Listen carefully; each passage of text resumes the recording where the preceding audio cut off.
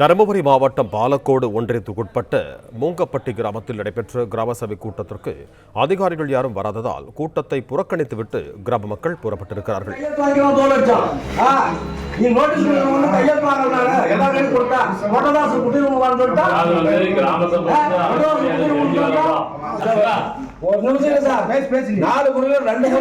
வந்தாங்க, 2 பேரும் வந்து கிளர்க்கே வரல.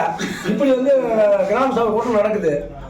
இப்போ ஒரு 5 நிமிஷத்துக்கு முன்னாடி கிளர்க்கு அப்படியே உடனே இருந்து ஓடி போயிட்டா அப்படி நான் இன்னொரு பஞ்சாயத்துக்கு போறேன்னு சொல்லிட்டு அப்ப இந்த பஞ்சாயத்து என்ன வருது? அதாவது இந்த பஞ்சாயத்துக்குள்ளான செயலாளர் வந்து வேற இடத்துக்கு போகணும். அட்லீஸ்ட் பியூரோ ஆஃபீஸ்ல ஒரு அதிகாரியாவது பியூனாவது வரணும். யாருமே அது எந்த யாரை வச்சு நீங்க கூட்டம் நடத்துவீங்க கேட்டா சரியா பதில் சொல்ல மாட்டேன். பியூரோ மேல கேட்டா சரியான பதில் வர்றதில்ல. அதனால கூட்டத்தை வந்து ரத்து பண்ணுவோம். இன்னொரு நாளைக்கு வைக்க சொல்லி சொல்லுங்க.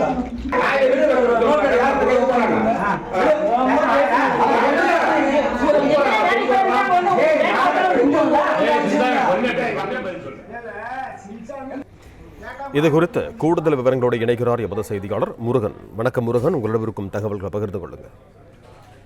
வணக்கம். தர்மபுரி மாவட்டத்தில் மே தினத்தை முன்னிட்டு 32 ஊராட்சிகளிலும் பொதுமக்களின் துறைகளை கண்டறிந்து நிவர்த்தி செய்யும் வகையில் கோடை காலத்தில் குடிநீர் உள்ளிட்ட அடிப்படை பிரச்சனைகள் தீர்க்கும் வகையில் கிராம சபா கூட்டம் நடத்த உத்தரவிட்டிருந்த நிலையில் ஒன்றியத்தில் உள்ள பெரும்பாலான ஊராட்சிகளில் தன்புதற்காக கிராம சபா கூட்டம் நடைபெற்றது.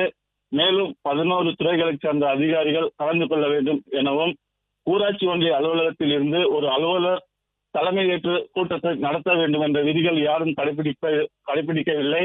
பாலக்கோடு ஒன்றியம் எரநல்லி ஊராட்சியில் உள்ள மூங்கப்பட்டி கிராமத்தில் இன்று கிராம சபா கூட்டத்தில் கலந்து கொள்ள பொதுமக்கள் காலை 10 மணியில் இருந்து காத்திருந்த நிலையில் சுமார் 1.5 மணி நேரம் காத்திருந்தும் பஞ்சாயத்து செயலாளர் சண்முகம், ஒன்றிய அதிகாரிகள் என யாரும் வராததால் பொதுமக்கள் கிராம சபா கூட்டத்தை புறக்கணித்து சென்றனர்.